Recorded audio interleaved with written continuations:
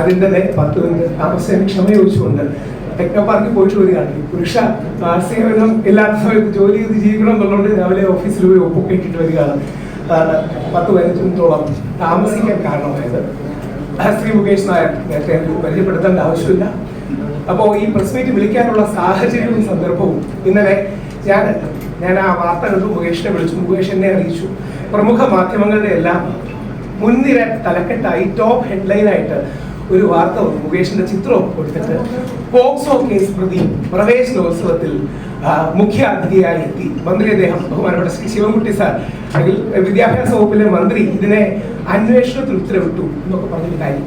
നിങ്ങൾ ഓർക്കേണ്ട കാര്യം, നിങ്ങൾ ദയവായി ശ്രദ്ധിക്കേണ്ട കാര്യം, ഇദ്ദേഹത്തെ കോടതി അനുകൂലിച്ചു. മന്ത്രിക്ക് എങ്ങനെ എതിർക്കാൻ കഴിയും? അതായത് നമ്മുടെ നാട്ടിലെ സംവിധാനം വെച്ച് ബഹുമാനപ്പെട്ട കോടതി ശ്രീ മുകേഷ് നായർക്ക് വളരെ അനുകൂലമായ ഒരു വിധി കൊടുക്കുകയും സാധാരണ കാര്യത്തിൽ നിന്ന് വിഭിന്നമായി പൊതുവെ ഈ പോക്സോ കേസുകളിൽ മുൻകൂർ ജാമ്യം അത്ര എളുപ്പം കൊടുക്കാറില്ല.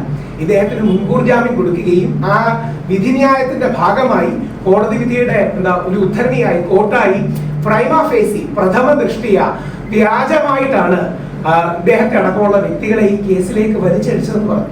പുള്ളി ചെയ്ത എന്താണെന്ന് കൂടെ പുള്ളി പറയാം, അത് പറഞ്ഞിരിക്കണം. അതായത് കുറച്ച് മാസങ്ങൾക്ക് മുമ്പ് പുള്ളി ഒരു ആൽബത്തിൽ പോയി അഭിനയിച്ചു. അതിലൊരു പെൺകുട്ടി അഭിനയിച്ചിരുന്നു. ആ കുട്ടിയുടെ കൂടെ ഫുൾ ടൈം അമ്മയും ഉണ്ടായിരുന്നു. ഈ യാതൊരു പ്രശ്നമില്ല, എല്ലാവരും സന്തോഷത്തോടെ പോയി. 2 മാസത്തിന് ശേഷം ശ്രീ മുകേഷിനോട് വിളിച്ച് ആ പെൺകുട്ടി കുറച്ച് കാശ് വേണമെന്ന് പറഞ്ഞു. ആ കുട്ടിയുടെ അച്ഛൻ എന്തോ വയ്യാതിരിക്കുകയാണ്, സ്വാഭാവികമാണ്. പക്ഷെ ഇദ്ദേഹം അത് കൊടുത്തില്ല. ഇദ്ദേഹം ശരിയാണോ തെറ്റാണോ എന്നറിയില്ല, പുള്ളി നോക്കട്ടെ എന്ന് പറഞ്ഞു. അടുത്ത ദിവസം ഈ കുട്ടി ഇദ്ദേഹത്തിനെതിരെ കൊണ്ടുപോയി കേസ് കൊടുത്തു. മുകേഷിന്റെ ഭാഗ്യത്തിന് ആ കുട്ടി വോയിസ് നോട്ടായിട്ടാണ് ചോദിച്ചത്. അതായത് വോയിസ് നോട്ടായിട്ട് കാശ് ആണ് ചോദിച്ചത്. അതടക്കം കോടതിയിൽ സമർപ്പിച്ചു. അപ്പൊ ഈ വ്യാജ കേസുകളുടെ പേരിൽ എങ്ങനെയാണ് നമ്മൾ ആൾക്കാരെ മാറ്റി നിർത്തുക? ബഹുമാനപ്പെട്ട മന്ത്രി അടക്കം ചെയ്യുന്നുണ്ട്. ഞാൻ ഇനി മുകേഷിലേക്ക് പോകുന്നതിന് മുമ്പ് ഒരു വരി കൂടി സ്വാഭാവികമായി എനിക്ക് തോന്നിയൊരു സംശയമാണ്. അതായത് ഞാൻ വളരെ മതസൗഹാർദ്ദവാദിയാണ്, ജാതി മതങ്ങളുടെ എല്ലാം പരിപാടിക്ക് പോകുന്ന വ്യക്തിയാണ്, എല്ലാവരെയും കഴിയുന്നത്ര ഒരുമിച്ച് നിർത്തി പോകുന്ന വ്യക്തിയാണ്.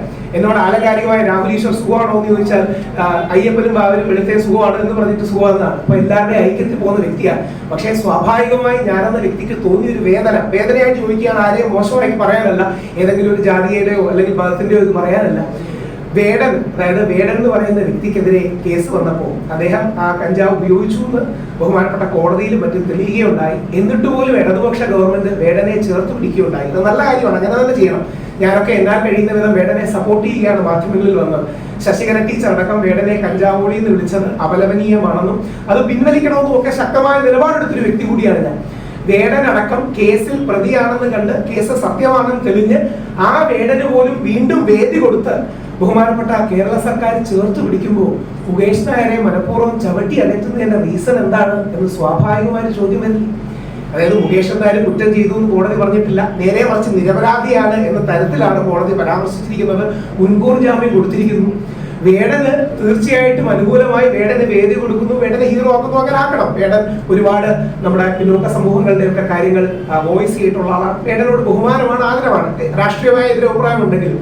പക്ഷെ വേടനെ ചേർത്ത് പിടിക്കുകയും മുകേഷ് നായരെ തെള്ളി അകറ്റുകയും ചെയ്യുന്നു എന്ന് പറയുമ്പോൾ അതിന് സ്വാഭാവികമായ ചോദ്യങ്ങൾ ഉണ്ടാകും. അപ്പോൾ നിരപരാധിയായ, അതിനെ കുറിച്ച് കൂടുതൽ പറയണമെന്നുണ്ട്, നിങ്ങളുടെ ചോദ്യങ്ങൾ കൂടെ ഭാഗമായി പറയാം.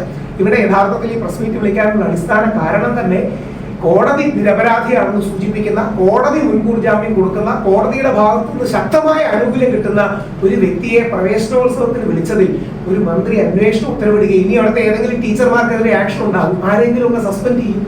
എന്തിനാണ്? ആരോടെങ്കിലും പുറത്ത് കലി തീർക്കുകയാണ്. ഒന്ന് ആലോചിച്ചു. പുള്ളി ഒരു സംഘടനയൊക്കെ പറയാതെ JCA വളരെ അറിയപ്പെടുന്ന ഒരു സംഘടനയാണ്. സ്കൂളുമായിട്ട് സഹകരിച്ച് അവിടെ പരിപാടി നടത്തിയത്. JCA വിളിച്ചു, ആൾക്കാരെ വിളിച്ചു. നമ്മൾ ഈ ആൾക്കാരെ എങ്ങനെങ്കിലും രീതിയിൽ കരിവാരി തേക്കുകയും അകറ്റി നിർത്തുകയും ചെയ്യുന്നൊരു അവസ്ഥ ഉണ്ടായിരുന്നു. മുകേഷിലേക്ക് പോകുന്നതിന് മുമ്പ് എന്റെ വീട്ടിൽ 2 മക്കളുണ്ട്, മുകേഷിന്റെ വീട്ടിലും 10-15 വയസ്സുള്ള ഒരു മകളുണ്ട്. നമുക്ക് എല്ലാ വീട്ടിലും കുഞ്ഞുകുട്ടിയും പ്രാരാബ്ദങ്ങളും ഉള്ളവരാണ്. പക്ഷേ നാളെ എനിക്കെതിരെ ഒരു കേസ് വന്നാലും ഇത് തന്നെയാണ് പ്രശ്നം.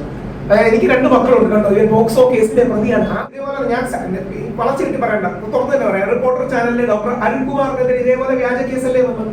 അരുൺ ആ പെൺകുട്ടിയെ കണ്ടിട്ട് പോലുമില്ല. വേറൊരു വ്യക്തിയാണ് ആ പെൺകുട്ടിയോട് സംസാരിച്ചതിനെ കുറിച്ച് പരാമർശിച്ചത് ഡോക്ടർ അരുൺകുമാർ, പോക്സോ കേസിലെ 1-ാം പ്രതി.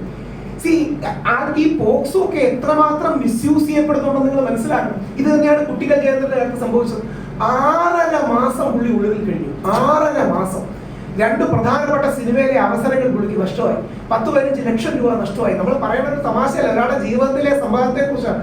6 മാസം അതിപ്പം അനുകൂലമായിട്ട് സുപ്രീം കോടതി അതിന് ഉത്തരവ് കൊടുത്തു. സുപ്രീം കോടതി അനുകൂലമായിട്ട് കൊടുത്തു. നിങ്ങൾ അറിഞ്ഞിരിക്കേണ്ട ഒരു കാര്യം കൂടെ പറഞ്ഞ് മുകേഷിലേക്ക് പോവാം. എന്താ സുപ്രീം കോടതിയിൽ കേരള സർക്കാർ വാദിച്ചെന്ന് അറിയാമോ?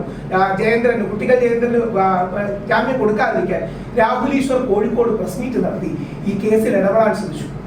സുപ്രീം കോടതിയിൽ അരമണിക്കൂർ നമ്മുടെ മുൻ ഹൈക്കോടതി ജഡ്ജിയായ ബസന്തും സുപ്രീം കോടതിയിലെ അഡ്വക്കേറ്റാണ് അദ്ദേഹം, കേരള സർക്കാരിന്റെ അഡ്വക്കേറ്റ് വാദിച്ചത് ഞാൻ പ്രസ് മീറ്റ് നടത്തിയ ശരിയോ തെറ്റോ എന്നാണ്. ഒന്നും പറയാനില്ല. അപ്പൊ ഒരിക്കൽ ഒരു പ്രതിയാണെന്ന് കണ്ടു കഴിഞ്ഞാൽ പിന്നീട് എങ്ങനെങ്കിലും പറഞ്ഞ അയാളെ താറടിക്കുക എന്നൊരു ശ്രമമാണ് നടക്കുന്നത്. 100% അപലപനീയമാണ്. 100% മുകേഷ് നായരെ പോലുള്ളവരെ സപ്പോർട്ട് ചെയ്യണം. കാര്യം മുകേഷ് നായർ ഒരു അതിജീവിതൻ ആണ്.